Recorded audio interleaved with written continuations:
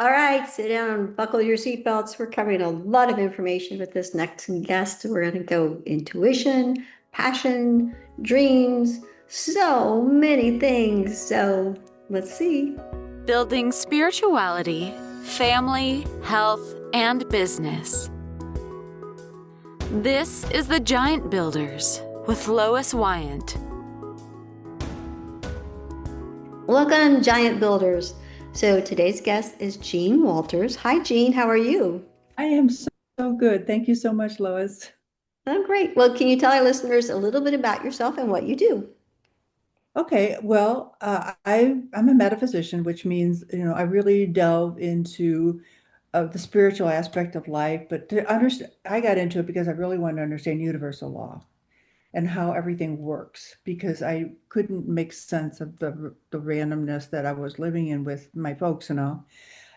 So anyway, I've been studying for all my life, basically, and as a result of that, I've moved into counseling and coaching, and writing books and podcasts and all those wonderful things that we have available to us these days. I've been doing this for a very long time, but my joy is really helping people move to the light, which means that there is a greater awareness. We are giants within, and there's a greater awareness available. And if by sort of beginning to investigate some of that, you open your mind to much greater peace, peace and joy and happiness and opportunity than you ever could imagine before. So that's kind of the mission that I've been on. Well, I know that you've written a number of books. Can you tell us about a few of them? Oh, sure, yeah. One I think is so apropos for where we are right now in life is the journey from anxiety to peace. Hmm. And in this book, there's a lot of practical steps to just deal with anxiety and worry. I was raised with a mom that was an incessant worrier, very fear-based. And so I kind of dedicated this book to her but it's got a lot of valuable steps that you can take to really examine your fears and anxiety and, move them along. This is one of the first books that I wrote. It's Set Yourself Free, Live the Life You Were Meant to Live. And it's really a lot about taking a path of spirituality. And there's a lot of symbology in here. And I work with Jesus as a prototype for each one of us. And so there's always practical aspects to everything I write because I'm a very pragmatic person. So through this, there's a lot of different ways that you can begin to move to the light that you have within you. Okay, and you're aware of that, I'm sure. Hmm.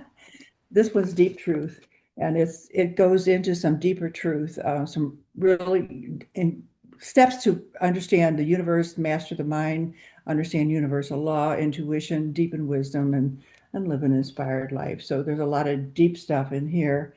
But I interestingly enough, because I thought a lot of people aren't going to get it, but the feedback I get from this is like, oh my gosh, that's you said it, and I knew, and I was like, I didn't know anyone could say it.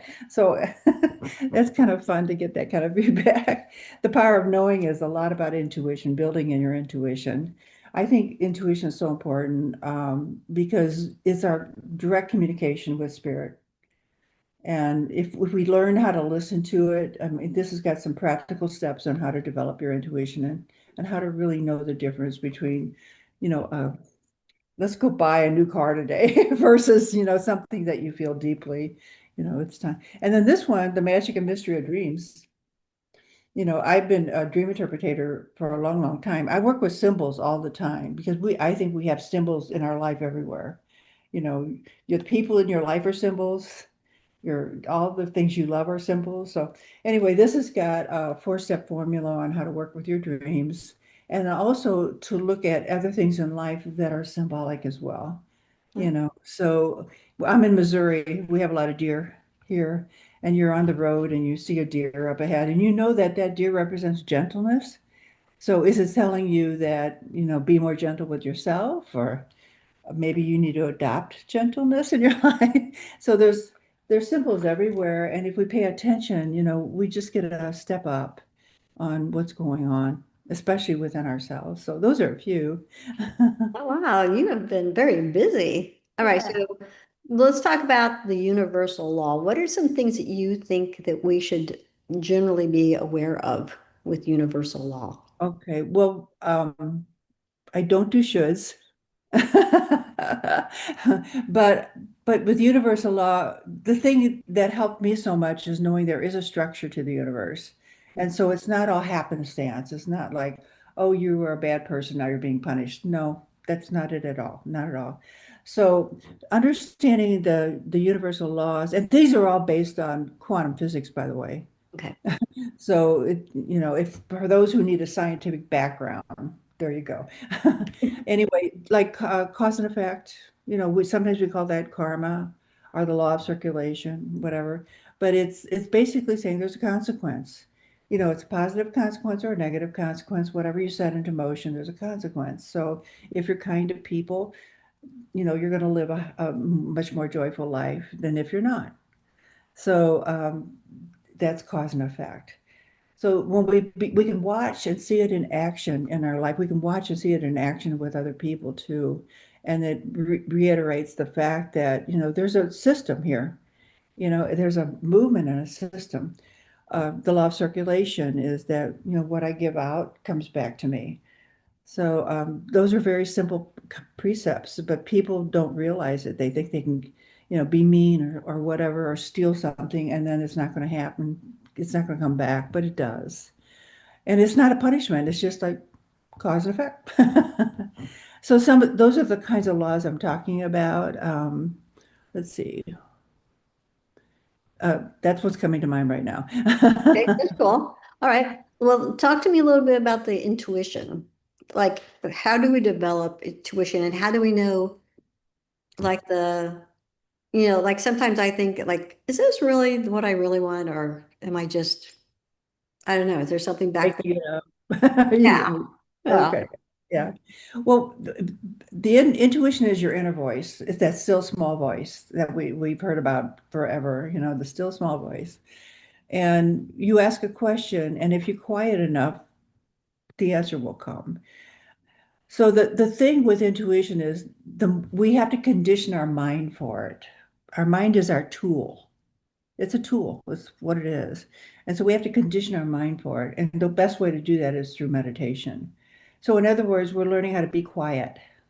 You know, that's a big deal for most people because they've got the monkey mind, going. Did I Yeah. pick dry cleaning? Oh my gosh, I'm too late to get to the meeting on time, and so on and so on. And so they make themselves a little crazy with that. But when we teach ourselves how to quiet down and how to move into the stillness, we strengthen our connection to that inner knowing called intuition. And then we can sit and go, what's the answer to this? What is the next step that I'm to take? Or whatever, something like that. And we can sit quietly and the answer will show up. Sometimes it shows up with people that show up in our life, and sometimes we open a book and there it is, our answer. But intuitively we know, oh, there it is. There's my answer. So to live that life is so much easier than to scramble around and just try to do it the way we many times we were taught to do it, work from the outer world all the time instead of listening to the inner world. And that I consider it like a shortcut, to tell you the truth. Using your intuition is like a shortcut. Does that answer your question sufficiently? Yeah, I think that's a great shortcut. I like that. Yeah, yeah. Yeah. It does. It can shave off years of the struggle or the journey or whatever you want to call it. So the other book that really stood out for me was your book about dreams. So what's Mhm. the importance of dreams? Well, it's a dialogue with your inner self. Okay, so when you wake up in the morning with the dream that you just had, it's actually showing where you are in life right now. So I just a recent one, somebody told me that they were very involved sexually with their ex-husband, and she was appalled. She was like, "Oh my God, tell me what this means," you know. And I had to quell her fear because it's like it does not mean that you're going to get back with your husband because she did not want to do that. But it does mean there's a connection. So a male would represent for me, a subconscious aspect, and female would represent for me a conscious aspect. And it's reversed for men, by the way. Hmm. And Okay. then if they're sexually involved, if they're making love or something like that, then that means we're connected. Conscious and subconscious are working together. So it's a harmonious dream, then we've got that working together. And that's just a little snippet, by the way. That's just a little snippet of the dream. But when I told her that it's not about your husband, it's about you, Hmm. he's just a symbol. Everybody's a symbol. Then it was like, oh, then it was like a revelation, and it was wonderful, you see. So dreams are always telling us where we are in life. And so if there's a conflict in the dream, it's showing us the conflict in life. But it'll give you a snippet, like a picture. And then if you look at the picture, you go, I see where I'm off on this conflict, or I see where I need to go next with this conflict. You see? So, I mean, they're very informative, but again, it's like a shortcut. They're laying it out for you. The dream is being laid out for you, but it's all in symbols. So we want to learn how to listen from our heart because symbols are heart language, and all of us are capable of doing that. It's not that hard. So And so there, to the formula, if there's a formula involved, that I kind of, I'm a very like I can cut things apart, and then I can see what the basis or fundamentalist is in that, and so I've developed a formula to help people really understand not only the dream but what's going on in their life to use the same formula in their life. oh, okay. Yeah, yeah. Okay. Is there a Yeah. secret to like remembering the dreams? Because sometimes I wake up and I like, oh, and then Yeah. it's like I can't even. What was that? Yeah. Yeah, yeah. Well, first of all, we taught ourselves to not remember dreams by saying, "Oh, I don't want to wake up right now," or "Oh, it's such a waste of time." So what we have to do is reprogram and start telling ourselves that I do want my dreams and I'm grateful for my dreams and I will and I remember my dreams. We've always put it in present tense. I remember my dreams. And then so you're speaking to the subconscious mind when you do that. And this subconscious mind always obeys. So if you say, I remember my dreams, then the subconscious takes it as a command. I remember dreams, okay. And then you do that a few nights in a row, and pretty soon you're getting your dreams. Your dreams are becoming very conscious. And then it's a matter of like, write it down. I always suggest that you write it down and then deal with it next day. Because when you're in a dream state, you're in a different state of mind than if you're conscious and walking around in your daily life. So it's better to just get it down on paper or in your tape recorder, and then the next day look at it, and you'll see like, oh, I see. This is what's going on in my life. There are some dreams that are sort of common to everybody, by the way, too. Oh, what are And those? I have some of those in here too. What did you say? What are some of those? Well, one of the ones that I think it's pretty common is you're in a school, or I've had different Yes. variations of this. You got it? Okay. And you're walking around and you can't remember which class you're supposed to be in, or where's your locker and how do you get into it, and you're kind of lost, right? Have you had something like that? Oh yeah, I have. It's like, oh yeah, that's mine. Yeah, and then if you look at your life, go, that's where I am. I'm a little lost right now. I'm not sure exactly what I'm supposed to be doing or what my purpose is right now or what I'm supposed to be learning. I mean, and so then you can actually start drilling down and dealing with that. But before you're just like wandering around, not knowing why you're wandering around. But that dream can clarify it for you. I also had a guy that told me he was in the football locker room and he couldn't find the plays, the chart with all the plays on it. And he didn't know what plays he was supposed to be managing. He was a quarterback. And I thought it's the same exact dream, different format. Oh yeah. It's interesting how I guess our subconscious talks to us to say, tell us, wake up and pay attention to this part. Yeah, or just this is where you are, this is why you're feeling troubled right now, or Mhm. something like that. Running, there's a lot of people that have running dreams, or they're running from something. They don't even know what.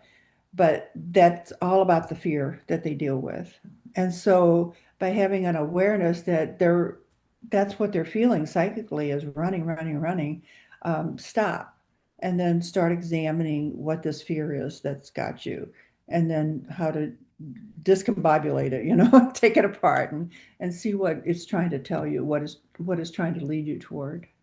Because we're not living life to be afraid. We're just not. That's a giant killer right there. Yeah. Fear is a giant that we need to learn how to deal with and let it go. Do Made dreams, that very simple, didn't yeah, that was a good connection. I like that. I? Do dreams lead us to our passions? The thing is, we have to live our life like that. So if I say, I really want my passion, I really want to know clearly what it is, um, then you can have a dream about it, but you can also have an intuitive awareness that says, I said, I asked God, if you will, the universe, um, what am I here to do? And immediately the word teach came back, just like that. Now, I'm a quick study because I've been meditating forever and ever and ever. So those kind of answers that come quickly to me are normal. Somebody else might, bump into somebody and they tell them something and they go, ah, there it is. So it comes in different ways for different people. But we can always ask, and that's the thing. Our mind is a delivery system. Ask, and then something will show up for you. You've seen it, I bet. I bet you've seen it a lot. Yeah, I think part of the problem is that sometimes we're not paying attention. Yeah. Well, that's part of the deal. Yeah. I mean, if you ask a question, you got to pay attention. Because, I mean, as Oprah says, it'll tap you on the shoulder and then it'll nudge you and then it'll hit you over the head. I'll knock you down. I'm trying Yeah, to it's help like, hello, you. are you paying attention? Yeah, that's true. Yeah, we've all gone through that, I think. So what does the first meeting look like with you? What is the first what? I'm sorry. What's the first meeting look like with you? Do you do? Oh, when people come in, Uh-huh. the first thing I do is have them fill out a sheet that gives me an idea of what are the areas they want to delve into. And and then once I have that, then I just explain my process a little bit. And then we can pick an area and just start there. So a lot of times it's about learning how to be happy, learning how to be happy. How about that? Like, when kids, we do it automatically. But as adults, sometimes we have to learn how to be happy. So that was a current one, somebody that just happened yesterday that, I said, well, let's talk about happiness then. And and we get it, we just delve into it. And then if they're wanting to get in more to the psychic part, I do Akashic readings. So I can do that. Sometimes it's like someone that they're very close to and they're having some trouble, and I can give them some insight, maybe that would help. Mhm. So that's what I do in a session. I call it peeling away the onion, getting into the deeper stuff, because that's where we free ourselves. Because a lot of people are living very restrictive lives that they don't need to. They just don't need to, but they have to remove some of that outer stuff and old beliefs and stuff that doesn't work, so they can really get to the juice. Does does that paint you a picture? Yeah, it does. I think that life just really piles up on us and makes it Yeah, really hard to see the happiness, if you will. yeah, or even breathe sometimes. Yeah. But the happiness is inside. And I think part of the issue is that we look for it outside, but it's really inside. We're actually, happiness is imprinted in every one of us. We start out that way. Think about a little kid and they find a box and they're happy all day long with the box. It's simple, right? Right.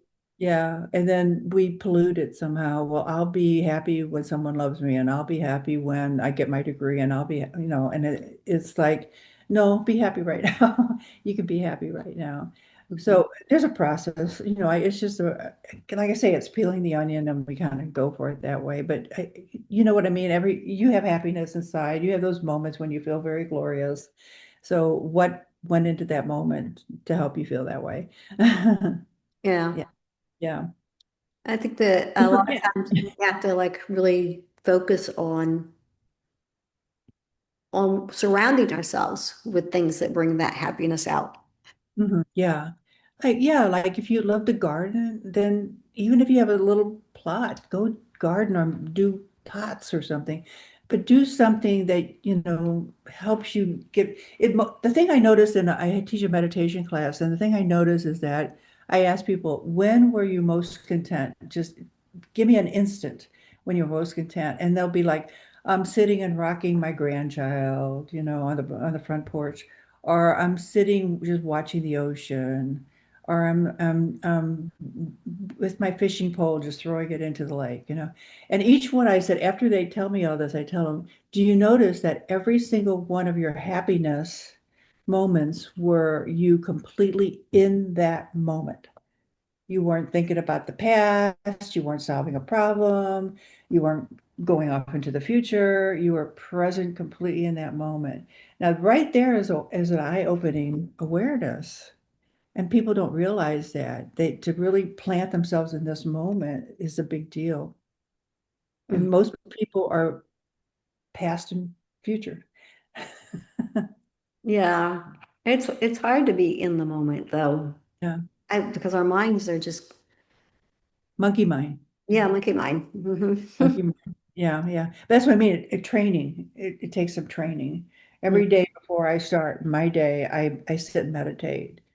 And sometimes I read a little bit, but it's like really sacred time to me. Then I'm sort of ready. And people go, well, what's the earliest I can get in? I go, 11 o'clock. Oh, but I'm an early bird. Well, I always ask them this, do you want the best of me or do you want just me? It's not going to be the best of me if you come in early, I guarantee you. But if you give me my time to let me connect and ground myself in the truth, I will be there 100% for you and you'll be so happy. And it's the truth. I've trained myself that way, but I really feel like if everybody did that, even if it was 15 minutes, oh, their day would go so much easier. Do you have any suggestions on how to start that routine? Yes, really, it starts with just sitting in a straight back chair with your feet on the floor, be grounded, and just close your eyes and just start watching your breath in and out. And just there's a rhythm to your breath. And just notice, go in with your breath and out, in, out. Just say that to yourself. And then just get into that quiet, peaceful place. Then once you're there, if you want to, in the beginning, that's enough, just doing that because it quiets your mind and it brings you into the moment. But after you've done it a little bit, then ask a question like, what is love? Well, that would be a too deep a question. Like a question might be, how can I be enthusiastic today? Okay, and then just listen for a while. You may not even get words coming through, but you'll get a feeling. And so that begins your meditation process. But what you're doing is you're tapping your inner knowing. You're going to that place of inner knowing. It's way more wise than anybody here on the earth. It's way more wise. It's just a shame not to go there and, facilitate that. Mhm. Anyway, that would be just even 5 minutes to start with is great. And then as you want to and as it feels right, go a little longer. But you don't get a prize for doing it for an hour. You just have to do the amount that works for you. And some people say like you have to meditate for an hour. Like, no, you don't. You don't have to meditate. I will meditate for an hour, but you don't need to. But I've been doing it for years and years and years and years. Oh, great. So something to build up to. Yeah. Yeah, if you want, yeah, it's really not about the timing, it's really about the quality, really. Mm. Just give yourself to it. If it's 5 minutes, it's 10 minutes or 15 minutes, just give yourself to it. And then, turn off your phone or whatever if that's going to bother you. Great. Yeah. It's easy to get to, but it takes discipline, and we're not a particularly disciplined people, I don't think. We know how to get our kids to school on time and all that, but yeah. Well, most of the time. Or most of the time, yeah. But it's really about self-care. I think people don't, Mm, understand self-care really. yeah. Yeah, And and I don't know if it's a man and woman type of thing, but I know as a woman, I spent a lot of time not taking care of myself. So, because we're kind of programmed to take care of everybody else. That's why we have to stop and go, wait a minute, what have I done for myself today? Or are really giving ourselves that 15 minutes in the morning. I mean, that's self-care. Oh, that will help you so much. mhm, After you get into it, you have to get into it for it. mhm. But I mean, it's true. Women, me too. I'll make sure everybody else is okay. And then, that's why I need to start my day, like I said, because I know I've got that. Yeah, it's insidious. I mean, we're really like, even in our culture, we're programmed that way. We get our kids into 5 or different activities. Well, that's silly. That's really silly. Do It's you have probably children? one of the wisest things that anybody gave me when I was a young mom. I went to a lady in church and said, "What advice would you give me?" She said, "Never have your kids in more than three things at a time." And I would say 2. Okay. But it depends on the number of kids too. Yeah. Yeah, I have 4. So it's like I thought I spent my entire later year, when they were teenagers and from 10 on in the car. Yeah. I said, this is motherhood in the car. Did you keep a book in the car? Because I did. Always. Always. Yeah. Yeah. Always. Yeah. You can So only watch so many soccer games and so many baseball. exactly, yeah. Then you got to read a book. Yeah. Yeah. Well, any closing thoughts? Um, well, you're about being the giant you are, right? To be the giant you are. That's what I like so much about the title of your show or your podcast is we are giants. We're not just a tiny little body. We're bigger than that. We're talking quantum physics again here. We live in a quantum field and we can be and do anything we want. We've got to manage our mind to do that. We've got to get stronger in our intent and knowing that we have that ability within us, that it's there. And so reading books is helpful, meditating is helpful, knowing very wise people is helpful, but overall we have the means to get where we need to go. That's my thought. Oh, that was wonderful. Well, thank you so much. You're very welcome. I appreciate you and what you're doing. Well, So thank thank you. you for that as well. Well, I And we're appreciate here to that. make a difference, aren't we? Trying to, yeah. Well, one step at a time. Yep. Yep. So I will have all of your contact information below. So, and I will also have Jean's books in our media page, Giant Builders. So make sure you check those out. And I know I'm going to get a couple. You know what? Here, let's do this. If you leave a comment or a question in the YouTube chats, I will buy one of Jean's books. You can choose which one you want, and I will send it to you. So Oh, wow. there we Well, go. there's another one I didn't mention. It's on Be Outrageous, Do the Impossible, and it's all Mm, about living your passion. And so that seems so current right now for uh, people to to get in touch with what their passion really is and not to do what they're supposed to do, but do what they really crave and desire. And that book will help them figure that out. no, that's like changing your life. So Yeah, absolutely. okay. But changing your life to live a life of joy. I mean, goodness gracious, we're only here a little while, we got to have some fun with it.